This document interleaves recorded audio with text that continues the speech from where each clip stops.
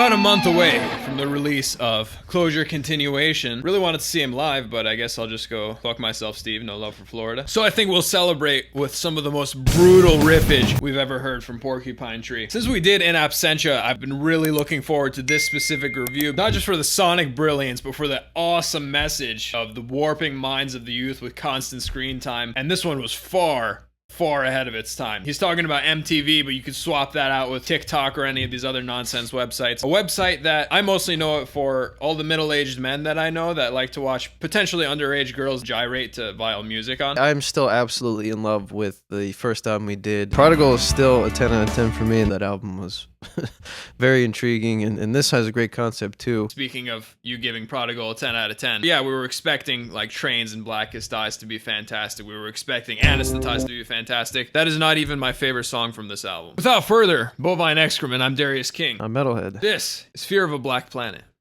Oh, that's the rap album. Fear of a Blank Planet.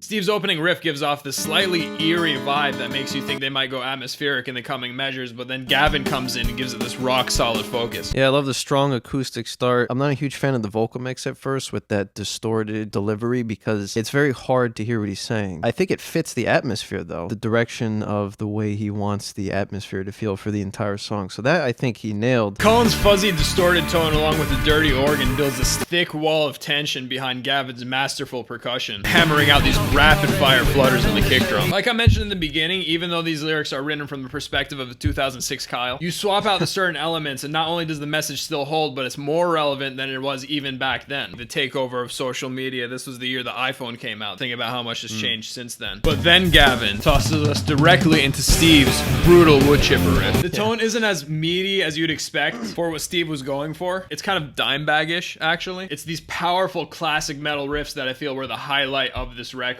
and certainly the highlight of this song. The whole song is very coherent. I just really felt, I didn't feel like it needed to be 7 minutes long. Could have been 5. About like at least 4 songs from the last 15 albums we've done. Well, because it's so true though. The real issue for me is the stagnation of the drums, and the riffs in and of themselves are interesting, but it's not too much of a change. I think maybe he was focusing more on the lyrics. I thought it was a very good opener, basically giving you an idea of what you're going to get coming into it, and also, like you said, very lyrically strong as well. So I put this one on my playlist. I wouldn't push you out a moving car.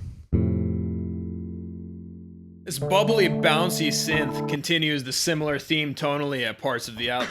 Everything okay there, sir? Yeah. Much more of a laid-back but uplifting track on this otherwise pretty intense record. Definitely a lot of Floydian vibes here. The single piano keys and soft acoustic guitar set the mood just right. This vocal mix is much better. Steven Wilson, he kind of has that silky approach with his vocals. The strings during the chorus, it fills the mix so well. Yeah, it makes me feel like I'm getting off a ride at Magic Kingdom. It does. It gives it such a bright, loving tone while also reminding you that it's like dark and depressing. This one is the one that I felt was a little bit of a letdown. Still not a bad list. I think there wasn't enough Gavin on this one. I would have liked some more Gavin here. I thought when Gavin did come in, it was like that cherry on top. You're like, ooh, like that's perfect. That's what I needed. This one, I wouldn't push you out of the car. The Metalhead seal of approval. This one right here. In our DT review, you described Illumination Theory as kind of a big pot of chili. And I think what you meant by that is lots of contrasting ideas and twists and turns in one song. This, I feel, is the bowl of chili done just right. This is like Wendy's chili. It does suffer a little bit from Octavarium syndrome. Yeah. Where we're sitting and waiting for the song to kick in, and we're like, oh, cool, this is gonna kick some ass. All right. 10 minutes go by. All right, yeah. Okay, good stuff. Yeah, that's so true.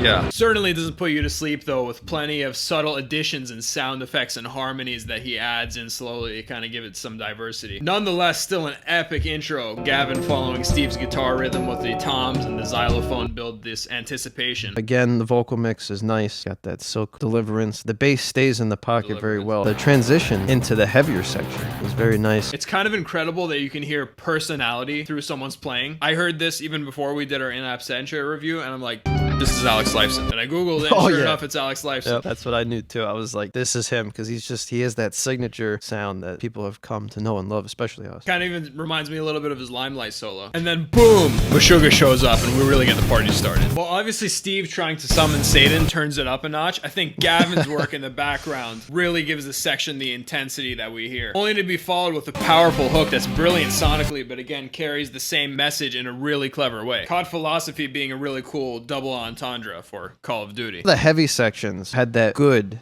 Tool feel to them. I think the runtime is good. I just feel like it would have been even better. The foundational work for this song is excellent, but I agree heavily with the Octavarium Syndrome, where there's parts where it was just drawn out, where you're feeling like, why is this 16 minutes long? I'm gonna have your outfit, and then I'm just gonna be like, yeah, this was good, but it was a little too long. I don't think it needs to be X minutes long. They just kind of repeat stuff, and it gets a little bit stagnant. So I give it, do not push you out of a moving car. Oh, that is good. That is. Because the last 10 episodes, that was like the theme. The guitar following the vocal melody adds a really nice layer of punch as well. The synth solo highlights exactly what I mean about the bowl of chili. It brings in this contrasting layer of ambience over the grinder of an instrumental we heard in the previous measures, but it works together so well. Then we get to the hemispheres transition, and I feel it's a little lengthy, but it is a nice cool down after an exercise of brutality. So yes, it's not a perfect song, but probably one of their best. Probably my second favorite on the album because of the legacy of this one and also the live version. The live version is shot to their #1 most popular song this last week. It passed Trains and Blackest Eyes. Holy shit. So I'm gonna give this one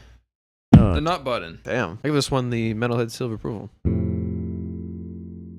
This one sounds like I'm playing Gravity Eyelids, Collapse the Light into Earth at the same time. This one almost sounds like a tribute to that album though, given how similar one of the riffs is to Trains towards the end. Well, I loved the piano chords and the mix of the drums was nice to make it sound like it's slightly in the background on like a phone speaker. I definitely thought it was one of Steve's more compelling vocal melodies over the hook. Great composition, as again they're able to deliver this high energy ghostly atmosphere without distorted guitar, something that I think they're becoming famous for. Lyrically, he recycles much of the same concepts like we heard earlier, like getting stoned in the mall, but I do like the perspective change to the first person. Really dreamy, euphoric song overall, aided by that heavenly timbre of the synth solo on the outro. Putting this one on the playlist. Yeah, it's on the playlist.